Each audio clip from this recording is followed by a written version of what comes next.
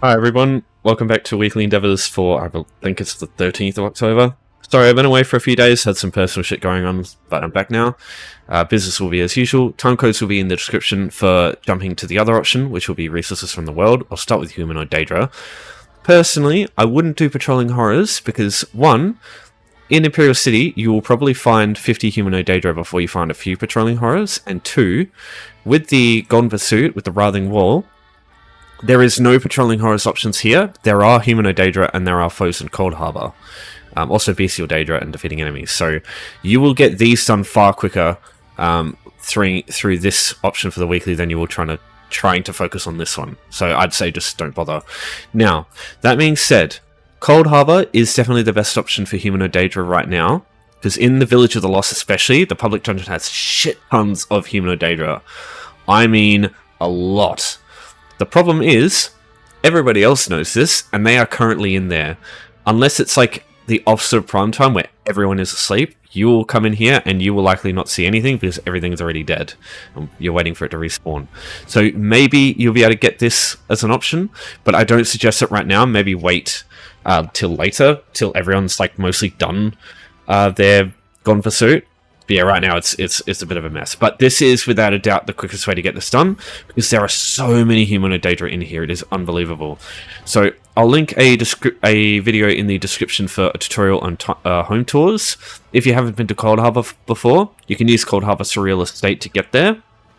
And then you just travel a little bit east, get this way shown, you've got easy access to Village of the Lost from that point on. Now, there are a lot of Humanoid Daedra and Bestial Daedra here, if you want to do that for the Gone Pursuit. Like, for example, Library of Dusk, there are a Humanoid Daedra all over here. There's, like, some of the dells in Cold Harbor have a lot of Humanoid Daedra. You just have to look around and know where to look. Like, the Hachu 6th, I believe, doing the quest there has Humanoid Daedra, stuff like that. There's lots of them in Cold Harbor. However, like I said, this is usually where everybody is right now because it's part of the Gone Pursuit and it's just come out, so everybody's trying to do this right now. So what I recommend is looking at some other alternatives. Probably one of the best locations in, like, there's a public dungeon here in Shadowfen. It's called Sanguine's Domain. There are a lot of Humanoid Daedra in here. It's just like Cold Harbor though, with the Village of the Lost, where it's a public area. If you come through here, it is likely that some things will be dead. But I'd say the odds of you finding some shit to kill here is better than it will be in Cold Harbor, because there's not multiple things to do at once here. So yeah, if you want Humanoid Daedra, this is great. But yeah, unfortunately it won't count for killing enemies in Cold Harbor, but it will still count for killing enemies and killing Humanoid Daedra, which is what you want anyway.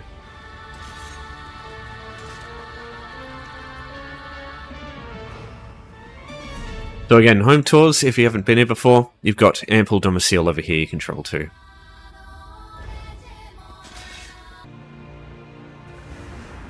You'll also want to consider looking at Dolmens. The reason for this is Dolmens are basically constantly up. In every zone there's always one Dolmen going on, because when this one goes down the next one will be up in 30 seconds. And Dolmens have a lot of Humanoid Daedra. Not always, but there are like many different types of Humanoid Daedra that you can get here. For example, these Zivkin, these are humanoids. These Dremora, these are humanoids. There's like Seducers.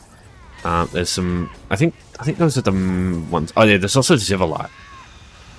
So yeah, you can get this done through Dolmens, and it's just a constant, easy to use option, because unless there's like 100 people doing the Dolmen and all the enemies die way too quick.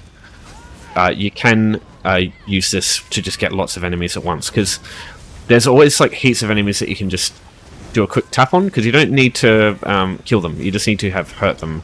When they die, it'll still count for you. But this is a good option, usually. It'll also help you for your Bestial Daedra, because basically 90% of the shit that you'll fight here is either Humanoid or Bestial Daedra. So it'll work for the Humanoid Daedra, it'll work for the Bestial Daedra, it'll work for the enemies, it'll also work for the... sorry, what was the other one? I think that was it. Thinking of Cold Harbor. Because what will happen is this Dolmen's about to go down, and then the next one up here will start up in like 30 seconds. So it's just constantly stuff's going on. And look, 3 more Humanoid Daedra, the bosses. More Bestial Daedra, more Bestial Daedra. So I think the best zones for doing this are going to be Oridon, because the Dolmens here, here, and here, they're all next to a Wayshrine. That's pretty easy to reach.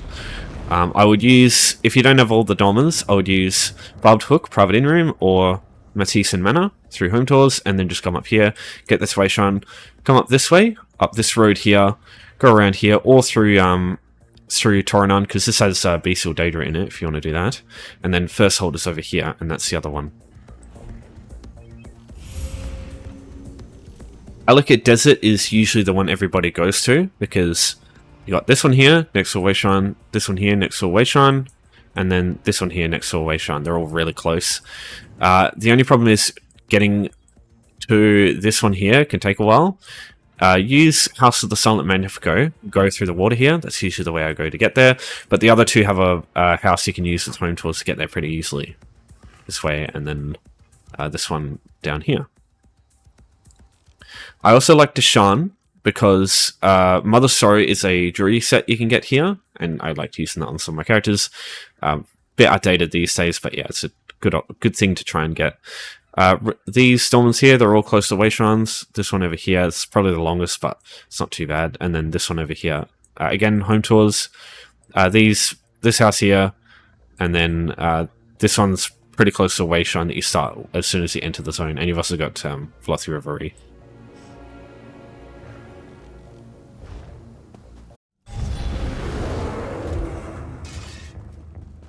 Now, you can also use dungeons. Dungeons are instants, so if you do these on your own, there's no way for other players to get in the way, because as soon as you get into an instance area that nobody else is in your group with, everything is spawned, ready to fight, and you're just wasting no time waiting for shit to spawn. So it can be much more efficient. The only issue is there's the amount of dungeons you have access to that have lots of Humanoid Daedra is. There's not that many, and a lot of the ones that are good options, the enemies are quite tough. So doing this on your own can be a little bit difficult. Imperial City Prison is a great one. There's a lot of Humanoid Daedra in here, but you do have to fight some quite tough stuff, even on normal. So I'd recommend just trying to group up for this. This one here can also be a good option, but there's more Bestial Daedra, I find, than Humanoid. Yeah, obviously you can do Imperial City itself. There's tons of Humanoid Daedra all over the shop here. Zivkin and Normal Tremora. So yeah, those are some good options too. If you have access to the Blackwood DLC, or the Deadlands DLC, it's probably very similar. The Oblivion portals in the Blackwood zone that you can find, these take you to basically a special public dungeon that also has a lot of Humanoid Daedra in it. So this can also be a great option, but yeah, you just have to make sure you have the Blackwood DLC. And these portals, not all of them will have the portal available. You have to run around and find where the portal is at this time. But yeah, sometimes that could be a bit of a pain. Now, one thing I do need to check, what did Dromathra count as? Because if you have Dromathra, that probably opens up a couple of good locations. Do you work? No, they don't. What the fuck? What do these even count as? Do they actually count as anything? That's weird.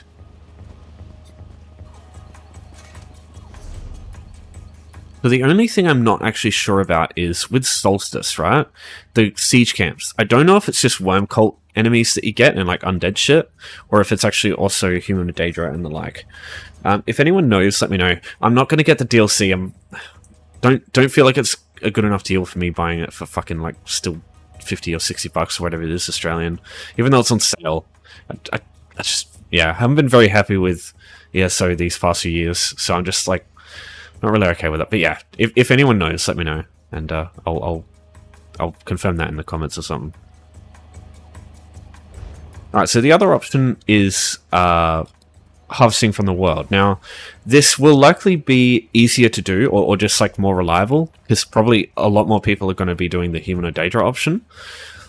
The only thing is that it's better if you have someone like if you don't have a quick character, like a fast character with some inventory space, this one's probably going to be better. But if you do, I'd say this one will be better, because like I said, everyone will be trying to do the Gone Pursuit right now. So if you just want to do the weekly, that's probably going to be better. Right, option number 2 is going to be Harvesting from the World. Like I said, this one's probably going to be better for you today, because everybody else is going to be focusing on this one more than this one. Yeah, I don't know. Your mileage might vary, especially when it's prime time. So here is a list of everything that works for this endeavor and everything that doesn't. So the only things you want to avoid is chests, thieves' troves, and like the insect type nodes that you can get. So torch bugs, all that stuff. Everything else is fair game. Now, first things first, you want to get yourself some inventory space, because you're going to fucking fill it up very quickly doing this. So probably go for... You can probably go for like 50 or even 40 or 30, because you'll probably get stacks of the same stuff, like blacksmithing ores and all that shit. It will like take one inventory space, whereas with alchemy stuff, you'll probably get 15 different things, and they're all like have one stack. So it just depends. But yeah, you could probably get away with like 50, 30 maybe, or at least just have a method to get that stuff, like get rid of it in your inventory quickly. For example, if you've got those fucking expensive ass like the assistants, you can use those. If you've got the guild store or guild halls, sorry, if you've got access to a guild hall, you can use theirs. And if you just log out and log back in, it'll take you back to where you were in the zone. That's like a nice alternative, like discount version, I guess. Or you can just have your own house that you can travel to in Craglorn maybe, or whichever zone you want to use for this. I think Craglorn is the best. So the next thing is like pick a zone. The reason Craglorn is the best is, one, this place is like the most resource dense zone in the game. And, oh yeah, don't worry about chests. The resources, some of them, I think it's just the wood, clothing, and smithing and jewelry nodes. These ones here also give you something called Known Crux, which sells for a shit ton on guild stores. So it's also lucrative as well as good for the endeavor. So Craglorn is the only place you can get Known Crux. So it kind of it's in its own tier as far as like good options to go. Now what I'm going to do is just get rid of everything. I'm going to let you take a picture of this if you want. And dungeons. So that way you can just check. I might just put Wayshrines on. So these are all the locations of the ones with no crux, and then I'll also add the all the other stuff that you want to look at. So everything in these like spots here, especially over here, like look how fucking dense this place is with stuff. So this, like, you can get this done in 10 minutes with a good build, and that's the next thing I'll talk about, which is a speed build. So I have a video, I'll link it in the description. It goes through my Vampirism speed build, how I hit the speed caps, like what sets to use, the champion points, all that stuff, to basically get yourself as quick as you can be on foot and on mount. It's important to get on mount and on foot, because while you're traveling from node to node, they could be close enough where you don't want to get on your mount and stuff like that. And also some champion point stuff, like for example, some of the basics. Master Gatherer, you absolutely want this because it will reduce how long it takes you to harvest each node, and Plentiful Harvest is great too because it increases how much, like, the yield that you get. And I'm pretty sure this also works for things like Known Crux, so it's doubly useful, this. Okay, so I'm just going to go through, like, just a typical run through of everything here. So this is Harvest Map. This is the thing that shows all the stuff on the map. You have to collect stuff first for it to show up. That's why I suggest just like taking a screenshot of like this zone Craglorn that I've got. But you can also use something called Harvest Merge, and other people add their stuff that they've found, and you can basically just get a fully done save file where all these pins are already done. I've had issues with it in the past. It's wiped all my stuff off, but if you have nothing already, there's really no risks to do it. Like, because you haven't got any to begin with, so it's not going to wipe anything. But yeah, this is my go-to add-on for this. So yeah, what I do is just I go through and just look for everything in the environment. So for example, this ancestor silt, I'll just pick this up, count as one, and you can see Master Gatherer. Like, that's why it's so good, because you just collect this stuff way quicker. Yeah, just run through everything. Another thing you can do is go to Settings, Video, Turn Grass Off. This will show you it'll be much easier to find stuff, I find, when this is turned off. And also, might be good turning this stuff off if you're finding this stuff the first time. Also, sometimes turning a UI off can also help. Especially when you know what's going on, like especially with like enemies. Oh, there's Columbine up there. But killing enemies is sometimes worth it. Just be a little careful with like players running around. If you're fighting stuff that you're looking for, like for example this Columbine, while you're fighting this stuff, other people can actually come through and just take it. Oh yeah, that was a Columbine. Cool. So yeah, if you see other players, maybe, I don't know, maybe either don't do it yet, or there is a way to, if you see them trying to take an item, if you're quick, if an AoE of an enemy like goes through where they're trying to grab the item, it'll stop them and they'll be forced into combat. That can be kind of a toxic, or like, I don't know, I can't remember the word, like facetious thing to do, but they're facetious in the first place, so I guess it counts. Yeah, you can see what I mean. So a couple of minutes, I'm already 20% of the way there. So that's what I mean. Like this one here, yes, there are like hundreds of Humanoid Daedra, but there are literally thousands of like resources you can harvest across so many zones. Like Kraglin is the best, but things like Westfield, Orsinium, Hrothgar, West of Skyrim, like all the old zones, they just have so many resources in such like such tightly dense areas.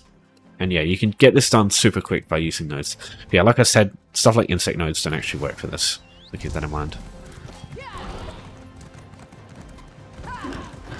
So yeah, just pick a zone, run through it, look for all the items that you can, turn grass off, and just, yeah, once you're done, just remember to turn grass back on so the game doesn't look as arse as it does. This is a 10-year-old game, mind you, so.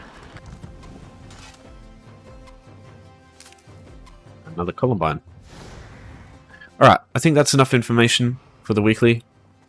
But if you still... Oh wow, another Columbine. If you still have any questions, you let me know as always. But I'll leave it there. Thanks everyone for watching. Thanks for your support as always. I do appreciate it, truly. I'll see you all next time. The daily video will be out soon. Take care for now. I'll see you next time.